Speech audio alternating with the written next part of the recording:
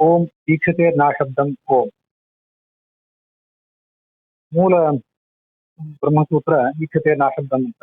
ಅದಕ್ಕೆ ಆಚಾರ್ಯರು ಈಕ್ಷತೆಶ್ಚ ಅಂತ ಹೀಗೆ ಅಣುಭಾಷ್ಯದಲ್ಲಿ ವಿವರಿಸಿದ್ದಾರೆ. ಇದಕ್ಕೆ ಸಂಬಂಧಪಟ್ಟಂತೆ ತತ್ವಮಂಜರಿಯಲ್ಲಿ ರಾಘವೇಂದ್ರ ಸ್ವಾಮಿಗಳ ಆ ವ್ಯಾಖ್ಯಾನದ ಗದ್ಯ ಭಾಗ ಏನಿದೆ, 22ನೇ ಗದ್ಯ ಭಾಗ, ಅದರಲ್ಲಿ ಮತ್ತೆ 23ನೇ ಗದ್ಯ ಭಾಗದಲ್ಲಿ ಎರಡು ಅನುವ್ಯಾಖ್ಯಾನದ ಸಂಗತಿಗಳು ಸೂಚಿತ ಆಗಿವೆ. ಆ ಸಂಗತಿಗಳನ್ನ ಇವತ್ತು ನಾವು ಒಂದಿಷ್ಟು ನೋಡೋಣ. ಮೊದಲು 22ನೇ ಗದ್ಯ ಭಾಗದಲ್ಲಿ ಅನವಸ್ಥಾ ಅನ್ನುವ ದೋಷವನ್ನ ಸೂಚನೆ ಮಾಡಿದ್ದಾರೆ. ತಥಾಚ ಈಕ್ಷಣೀಯತ್ವಾತ್ ಜ್ಞಾನ ವಿಷಯತ್ವಾತ್ ಸಮ್ಯಗೆ ಇವ ಅಂದ್ರೆ ಮುಖ್ಯ ವೃತ್ಯ ಇವ ಆಗಮೋತ್ಸವ ವಿಷ್ಣು ನತು ಲಕ್ಷಣಾದಿನ ಅನವಸ್ಥಾನಾದಿತ್ಯರ್ಥ ಅಂತಿದೆ. ಆ ಅನವಸ್ಥಾನ ಅನ್ನೋದನ್ನು ಹಿಂದೆ ಸೂಕ್ಷ್ಮವಾಗಿ ಹೇಳಿದ್ದೆ. ಈಗ ಅನುವ್ಯಾಖ್ಯಾನದಲ್ಲಿ ಬಂದಂತೆ ಅದರ ವಿವರವನ್ನು ನೋಡೋಣ. ಅನುವ್ಯಾಖ್ಯಾನದಲ್ಲಿ 1ನೇ ಅಧ್ಯಾಯದ 1ನೇ ಪಾದ, ಅಲ್ಲಿ ಈಕ್ಷತ್ಯಧಿಕರಣ. ಆ ಈಕ್ಷತ್ಯಧಿಕರಣದಲ್ಲಿ 112ನೆಯ ಶ್ಲೋಕ ಇದು. ಈಕ್ಷಣೀಯತ್ವೋ ವಿಷ್ಣು ವಾಚ್ಯ ಏವ ನ ಚಾನ್ಯಥಾ ಲಕ್ಷ್ಯತ್ವಂ ಕ್ವಾಪಿ ದೃಷ್ಟಂ ಹಿ ಕಿಂ ತದಿತ್ಯನವಸ್ಥಿತಿ ಅಂತ ಆ ಶ್ಲೋಕ, 112ನೆಯ ಶ್ಲೋಕ. ಅಲ್ಲಿ ಕೂಡ ಆಚಾರ್ಯರು ಈಕ್ಷಣೀಯತ್ವತಃ ಅಂತ ಮಾಡಿರೋದನ್ನ ನಾವು ಗಮನಿಸ್ತೇವೆ. ಮೂಲತಃ ಈಕ್ಷತೇಹೆ ಅಂತ ಬ್ರಹ್ಮಸೂತ್ರದಲ್ಲಿ ಇದ್ರೂ ಕೂಡ ಈಕ್ಷತಿ ಅನ್ನುವ ಶಬ್ದಕ್ಕೆ ಜ್ಞಾನ ಅಂತ ಮಾತ್ರ ಅರ್ಥ ಇರೋದ್ರಿಂದ ಆ ಜ್ಞಾನ ಅನ್ನೋದು ಇರುವುದು ಜೀವನಲ್ಲಿ ಹೊರತು ಪರಮಾತ್ಮನಲ್ಲ. ಪರಮಾತ್ಮನಲ್ಲಿ ನಾವು ಸರ್ವಾಗಮೋದಿತತ್ವವನ್ನು ಸಾಧನೆ ಮಾಡಬೇಕಾಗಿದೆ. ಅದಕ್ಕಾಗಿ ಆ ಈಕ್ಷತಿ ಅನ್ನುವುದನ್ನ ಜ್ಞಾನ ಅಂತ ಮಾತ್ರ ಇಟ್ಕೊಳ್ಳದೆ ಯೋಗ್ಯತೆಯ ಈಕ್ಷಣೀಯತ್ವಾತ್ ಅಂತ ಅರ್ಥ ಮಾಡಿದ್ದೀವಿ. ಹಾಗೆ ಈಕ್ಷತಿ ಅನ್ನುವುದನ್ನ ಜ್ಞಾನ ಅನ್ನುವುದನ್ನ ಬದಲಾಯಿಸಿ ಜ್ಞಾನ ವಿಷಯತ್ವ ಅಂತ ಅರ್ಥ ಮಾಡ್ಲಿಕ್ಕೆ ಯೋಗ್ಯತಾ ಅನ್ನುವುದು ಕೂಡ ಕಾರಣ ಆಗಿದೆ. ಆ ಶಬ್ದಕ್ಕೆ ಅಂತ ಒಂದು ಅರ್ಥವನ್ನು ಸೂಚನೆ ಮಾಡುವಂತ ಶಕ್ತಿ ಇದೆ ಮತ್ತು ಅದರಿಂದ ಲಭ್ಯ ಆಗುವಂತಹ ಅರ್ಥ ಆ ಪರಮಾತ್ಮನಲ್ಲಿ ಯೋಗ್ಯವಾಗಿದೆ. ಈಕ್ಷಣೀಯತ್ವ ಅಂದ್ರೆ ಜ್ಞಾನ ವಿಷಯತ್ವ ಅಂತ ಪರಮಾತ್ಮನಲ್ಲಿ ಯೋಗ್ಯವಾಗಿದೆ, ಪ್ರಮಾಣ ಸಿದ್ಧವಾಗಿದೆ. ಅದೇ ಯೋಗ್ಯವಾಗಿರುವುದು ಅನ್ನೋದಕ್ಕೆ ಅರ್ಥ. ಒಂದ್ ವೇಳೆ ಯೋಗ್ಯತಾ ಇಲ್ಲದೆ ಹೋದ್ರೆ ಆ ಥರ ಅರ್ಥ ಮಾಡ್ಲಿಕ್ಕೆ ಬರ್ತಿರ್ಲಿಲ್ಲ. ಯಾವುದೇ ಅರ್ಥವನ್ನ ಶ್ರೋತ್ರವಾದವನ್ನು ತಗೊಳ್ಬೇಕಾದ್ರೆ ಆ ಶಬ್ದದಿಂದ ಹೇಳಲ್ಪಡುವಂತಹ ಅರ್ಥ, ಆ ಅರ್ಥಕ್ಕೆ ಆ ಯೋಗ್ಯತಾ ಇದೆಯಾ ಅಂದ್ರೆ ಪ್ರಮಾಣ ಸಮ್ಮತ ಅಂತ ಅನ್ನೋದನ್ನು ಗಮನಿಸಿ ಅರ್ಥ ತಗೊಳ್ಬೇಕಾಗ್ತದೆ. ಇಲ್ಲಿ ಯೋಗ್ಯತಾ ಇರುವುದರಿಂದ ಈ ಜ್ಞಾನ ವಿಷಯತ್ವ ಅಂತ ಅರ್ಥ ಮಾಡಿದ್ದಾರೆ. ಯೋಗ್ಯತೆ ಇಲ್ಲದೆ ಹೋದ್ರೆ ಅದನ್ನ ಮಾಡ್ತಿರ್ಲಿಲ್ಲ. ಹೀಗೆ ಅನುವ್ಯಾಖ್ಯಾನದಲ್ಲಿ ಕೂಡ ಈಕ್ಷಣೀಯತ್ವತಃ ಬಂದಿದೆ ಅನ್ನೋದನ್ನ ನಾವು ಗಮನಿಸ್ಬೇಕು. ಮುಂದೆ ಅನವಸ್ಥಾನ ಅಂತಿದೆಯಲ್ಲ, ಅದು ಬ್ರಹ್ಮಸೂತ್ರ ಭಾಷ್ಯದಲ್ಲೂ ಬಂದಿರಬಹುದು. ಈಗ ನನ್ನ ಗಮನದಲ್ಲಿ ನನ್ನ ಕಣ್ಣೆದುರಿಗೆ ಅನುವ್ಯಾಖ್ಯಾನ ಇರೋದ್ರಿಂದ ಆ ಅನುವ್ಯಾಖ್ಯಾನದಲ್ಲಿ ಬಂದಿದ್ದನ್ನು ಹೇಳ್ತೇನೆ. ತಥಾಚ ಈಕ್ಷಣೀಯತ್ವಾತ್ ಅಂದ್ರೆ ಈಕ್ಷಣೀಯತ್ವಾತ್ ಅನ್ನೋದಕ್ಕೆ ಜ್ಞಾನ ವಿಷಯತ್ವಾತ್ ಅಂತ ಅರ್ಥ. ಸಮ್ಯಗೇವ ಅಂದ್ರೆ ಅಲ್ಲಿ ಮೂಲದಲ್ಲಿ ಸಮನ್ವಯಾತ್ ಅಂತ ಏನಿದೆಯಲ್ಲ, ಸಮ್ ಎಂಬುದಕ್ಕೆ ಸಮ್ಯಕ್ ಅಂತ ಅರ್ಥ. ಅದು ಹೇಗೆ ಸಮ್ಯಕ್ ಅಂದ್ರೆ ಚೆನ್ನಾಗಿ ಅಂದ್ರೆ ಏನರ್ಥ? ಮುಖ್ಯ ವೃತ್ಯ ಏವ, ಆಗಮದಿಂದ ಮುಖ್ಯ ವೃತ್ತಿಯಿಂದಲೇ ಭಗವಂತ ವಾಚ್ಯನಾಗಿದ್ದಾನೆ. ನತು ಲಕ್ಷಣಾದಿನ, ಲಕ್ಷಣ ಮೊದಲಾದ ಅಮುಖ್ಯ ವೃತ್ತಿಯಿಂದ ಅವನು ವಾಚ್ಯನಲ್ಲ ಅಂತ ಅನ್ನೋದನ್ನ ಅಲ್ಲಿ ನೋಡ್ಬೇಕು. ಆ ಅನವಸ್ಥಾನ ಅನ್ನೋದನ್ನ ಈ ಅನುವ್ಯಾಖ್ಯಾನದ ಶ್ಲೋಕದಲ್ಲಿ ಹೇಳಿದ್ದಾರೆ. ಅದರ ವಿವರ ಹೀಗೆ: ಈಕ್ಷಣೀಯತ್ವತಃ ಜ್ಞಾನಗಮ್ಯನಾದ್ದರಿಂದ ಈ ಭಗವಂತ ವಾಚ್ಯನೇ ಆಗಿದ್ದಾನೆ. ಅನ್ಯಥಾ ಒಂದ್ ವೇಳೆ ಶಬ್ದವಾಚ್ಯತ್ವ ಆ ಭಗವಂತನಲ್ಲಿ ಇಲ್ಲದೆ ಹೋದ್ರೆ ಲಕ್ಷ್ಯತ್ವಂ, ಲಕ್ಷಣಾವೃತ್ತಿಯಿಂದ ಶಬ್ದಗಮ್ಯತ್ವವೂ ಕೂಡ ಅವನಿಗೆ ಬರ್ತಿರ್ಲಿಲ್ಲ. ಕ್ವಾಪಿ, ಅದೆಲ್ಲೂ ಕೂಡ ಕಂಡಿಲ್ಲ. ಯಾವುದಾದ್ರೂ ಒಂದು ಶಬ್ದದಿಂದ ವಾಚ್ಯವಲ್ಲದ ವಸ್ತುವು ಲಕ್ಷಣಕ್ಕೆ ವಿಷಯವಾಗುವುದು ಎಲ್ಲೂ ಕೂಡ ಕಂಡಿಲ್ಲ. ಅನ್ಯಥಾ ಯಾವ ಶಬ್ದದಿಂದಲೂ ಅದು ವಾಚ್ಯ ಅಲ್ಲದೆ ಹೋದರೆ ಲಕ್ಷ್ಯತ್ವಂ, ಲಕ್ಷಣದಿಂದ ವಾಚ್ಯತ್ವವು ಕೂಡ ಕಂಡಿಲ್ಲ. ವಾಚ್ಯವಾಗು ಅನ್ಯಥಾ ಅಂದ್ರೆ ವಾಚ್ಯ ಅಲ್ಲದೆ ಹೋದ್ರೂ ಕೂಡ, ಯಾವುದೇ ಶಬ್ದದಿಂದ ಶಕ್ತಿ ವೃತ್ತಿಯಿಂದ ವಾಚ್ಯ ಅಲ್ಲದೆ ಹೋದ್ರೂ ಕೂಡ ಅದು ಲಕ್ಷ್ಯ ಆಗುವುದಾದ್ರೆ ಆಗ ಕಿಂ ತತ್, ಈ ಶಬ್ದದಿಂದ ಲಕ್ಷ್ಯವಾದದ್ದು ಯಾವುದು ಅಂತ ನಾವು ಜಿಜ್ಞಾಸೆ ಮಾಡ್ತೇವೆ. ಈ ಶಬ್ದದಿಂದ ಲಕ್ಷ್ಯವಾದದ್ದು ಯಾವುದು ಅಂತ ಜಿಜ್ಞಾಸೆ ಮಾಡಿದಾಗ ಅದಕ್ಕೆ ಉತ್ತರ ಕೊಡ್ಬೇಕಾಗ್ತದೆ. ಆಗ ಅನವಸ್ಥಾ ದೋಷ ಬರ್ತದೆ ಅಂತ ಅದರ ಮೂಲ ವಿವರಣ. ಇದಕ್ಕೆ ಸಂಬಂಧಪಟ್ಟಂತೆ ಅನವಸ್ಥಾ ದೋಷದ ವಿವರಣ ಈ ಮುಂದಿನಂತ ನೋಡ್ಬೇಕು. ಟೀಕಾ, ನ್ಯಾಯಸುಧಾ ಇತ್ಯಾದಿ ಟೀಕೆಗಳಿಗೆ ಅನುಸಾರವಾಗಿ ಬ್ರಹ್ಮ ಜ್ಞೇಯನಾದ್ರಿಂದ ಅವನು ಅವಾಚ್ಯನಲ್ಲ. ಜ್ಞೇಯ ಅಂದ್ರೆ ಜ್ಞಾನ ವಿಷಯನಾಗಿರುವುದರಿಂದ ಅವನು ವಾಚ್ಯನೂ ಕೂಡ ಆಗಿದ್ದಾನೆ. ಏತಸ್ಮಾತ್ ಜೀವಘನಾತ್ ಪರಾತ್ಪರಂ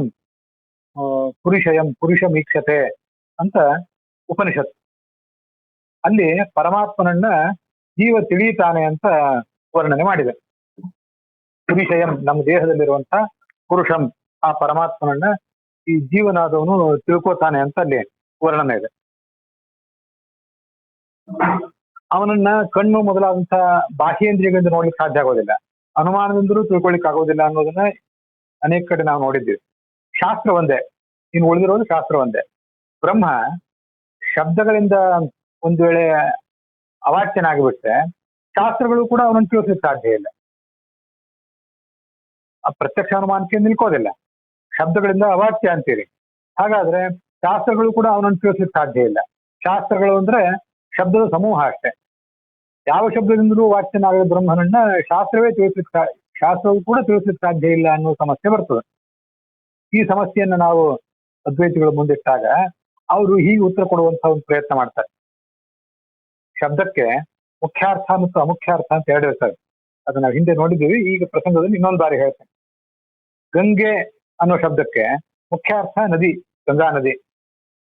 ಆದ್ರೆ ಗಂಗಾ ನದಿಯಲ್ಲಿ ಕಾಶಿ ಅನ್ನೋ ಊರಿದೆ ಅಥವಾ ಯಾವುದೊಂದು ಹಳ್ಳಿ ಇದೆ ಅಂತ ಈಗ ಹೇಳಿದಾಗ ಅಲ್ಲಿ ಗಂಗಾ ಅಂದ್ರೆ ಗಂಗಾ ನದಿ ಅಲ್ಲ, ಹೊರತು ಗಂಗಾ ನದಿಯ ತೀರ. ಆ ಗಂಗಾ ನದಿಯ ತೀರ ಅನ್ನೋದು ಅಮುಖ್ಯಾರ್ಥ, ಗಂಗಾ ನದಿ ಅನ್ನೋದು ಮುಖ್ಯಾರ್ಥ. ಮುಖ್ಯಾರ್ಥವನ್ನೇ ವಾಚ್ಯಾರ್ಥ ಅಂತ ಹೇಳ್ತಾರೆ. ಅದನ್ನೇ ಶಕ್ತ್ಯಾರ್ಥ, ಶಕ್ತಿ ವೃತ್ತಿಯಿಂದ ಲಭ್ಯವಾದ ಅರ್ಥ ಅಂತ ಕೂಡ ಹೇಳ್ತಾರೆ. ಅಮುಖ್ಯಾರ್ಥವೇ ಲಕ್ಷ್ಯಾರ್ಥ, ಲಕ್ಷಣಾವೃತ್ತಿಯಿಂದ ಲಭ್ಯವಾದಂತ ಅರ್ಥ. ಈ ಬ್ರಹ್ಮ ಯಾವ ಶಬ್ದದಿಂದಲೂ ವಾಚ್ಯನಲ್ಲ, ಶಕ್ತಿ ವೃತ್ತಿಯಿಂದ ವಾಚ್ಯನಲ್ಲ. ಯಾಕೆಂದ್ರೆ ಅವನು ನಿರ್ಗುಣ ಆದ್ರಿಂದ. ಸಗುಣನಾಗಿಬಿಟ್ರೆ ಯಾವುದಾದ್ರೂ ಒಂದು ಶಬ್ದದಿಂದ ಹೇಳಲ್ಪಡುವಂತಹ ಗುಣವೂ ಕೂಡ ಅವನಲ್ಲಿ ಇರಬಹುದು, ಆದ್ರಿಂದ ಆತ ಶಕ್ತಿ ವೃತ್ತಿಯಿಂದ ವಾಚ್ಯನಾಗಬಹುದು. ಆದ್ರೆ ಅವನು ನಿರ್ಗುಣನಾದ್ರಿಂದ ಯಾವ ಶಬ್ದದಿಂದಲೂ ವಾಚ್ಯನಲ್ಲ, ಆದ್ರಿಂದ ಶಕ್ತಿ ವೃತ್ತಿಯಿಂದ ವಾಚ್ಯನೇ ಅಲ್ಲ. ಆದ್ರೆ ಎಲ್ಲಾ ವೈದಿಕ ಶಬ್ದಗಳ ಲಕ್ಷಣದಿಂದ ಅವನು ವಾಚ್ಯನಾಗಬಹುದು. ಹಾಗಾಗಿ ಬ್ರಹ್ಮ ಶಾಸ್ತ್ರ ಪ್ರತಿಪಾದ್ಯನಾಗಬಹುದು. ಅದ್ವೈತಗಳು ಅವನು ಶಾಸ್ತ್ರ ಪ್ರತಿಪಾದ್ಯ ಅಂತ ಹೇಳ್ತಾರೆ, ಆದ್ರೆ ಶಕ್ತಿ ವೃತ್ತಿಯಿಂದ ಅಲ್ಲ, ಹೊರತು ಲಕ್ಷಣಾವೃತ್ತಿಯಿಂದ. ಗಂಗಾ ನದಿಯಲ್ಲಿ ಹಳ್ಳಿ ಇದೆ ಅಂತ ಹೇಳಿದಾಗ ಅಲ್ಲಿ ಗಂಗಾ ಎಂಬ ಶಬ್ದಕ್ಕೆ ನದಿ ಅಂತ ಅರ್ಥ ಮಾಡದೆ ಗಂಗಾ ನದಿ ತೀರ ಅಂತ ಹೇಗೆ ಅರ್ಥ ಮಾಡ್ತೀವೋ ಹಾಗೆ ಬ್ರಹ್ಮನು ಕೂಡ ಲಕ್ಷಣದಿಂದಲೇ ವಾಚ್ಯನಾಗಿದ್ದಾನೆ ಅಂತ ಅದ್ವೈತದ ತಾತ್ಪರ್ಯ. ಅದನ್ನ ಇಷ್ಟು ಅದ್ವೈತಿಗಳು ಏನ್ ಹೇಳಿದ್ದಾರೆ ಅದನ್ನ ಈ ಅನುವ್ಯಾಖ್ಯಾನದ ಈ ಶ್ಲೋಕದಲ್ಲಿ ವಿಮರ್ಶಿಸಿದ್ದಾರೆ. ಗಂಗೆಯಲ್ಲಿ ಕಾಶಿ ಅಂತ ಹೇಳಿದಾಗ ಅಥವಾ ಗಂಗೆಯಲ್ಲಿ ಹಳ್ಳಿ ಅಂತ ಹೇಳಿದಾಗ ಗಂಗಾ ಶಬ್ದದಿಂದ ಗಂಗಾ ನದಿ ಎಂಬ ಅರ್ಥ ನಮಗೆ ತಿಳಿಯುತ್ತದೆ. ಅದಾದ್ಮೇಲೆ ನಮ್ಗೆ ಏನಾಗ್ತದೆ ಅಂದ್ರೆ ಇದು ಆ ಹಂತಗಳನ್ನು ತಿಳಿಸ್ತಾ ಇದ್ದಾರೆ. ಗಂಗಾಯಾಮ್ ಕಾಶಿ ಅಂತ ಒಬ್ಬ ಹೇಳಿದ, ಅದಕ್ಕೆ ನಮಗೆ ಮೊದಲೇನ್ ಜ್ಞಾನ ಬಂತು, ಗಂಗಾ ನದಿಯಲ್ಲಿ ಕಾಶಿ ಜ್ಞಾನ ಬಂತು. ಆಗ ಮತ್ತೆ ಕ್ಷಣಾರ್ಧದಲ್ಲಿ ಗಂಗಾ ನದಿಯಲ್ಲಿ ಕಾಶಿ ಇರೋದು ಹೇಗೆ, ನದಿಯಲ್ಲಿ ಒಂದು ಪಟ್ಟಣ ಇರೋದು ಹೇಗೆ ಅಂತ ಅವನಿಗೆ ವಿಮರ್ಶೆ ಬಂದು, ಹಾಗಾದ್ರೆ ಗಂಗಾ ನದಿ ಅಂದ್ರೆ ಗಂಗಾ ನದಿ ಅಂತ ಅರ್ಥ ಅಲ್ಲ, ಗಂಗಾ ನದಿಯ ತೀರ ಅಂತ ಅರ್ಥ. ಇದು ಎರಡನೇ ಅರ್ಥ ತಿಳಿತದೆ. ಈ ಅರ್ಥ ನಮಗೆ ಇದೇ ಸರಿ ಮೊದಲನೇ ಸರಿ ತಿಳಿತಾ? ತೀರ ಅನ್ನುವ ಅರ್ಥ ಈಗ ಮೊದಲನೇ ಸರಿ ತಿಳಿದದ್ದೇನಲ್ಲ. ನಮಗದು ಈ ಅನೇಕ ಬಾರಿ ಈ ಹಿಂದೆ ಗೊತ್ತಿದೆ.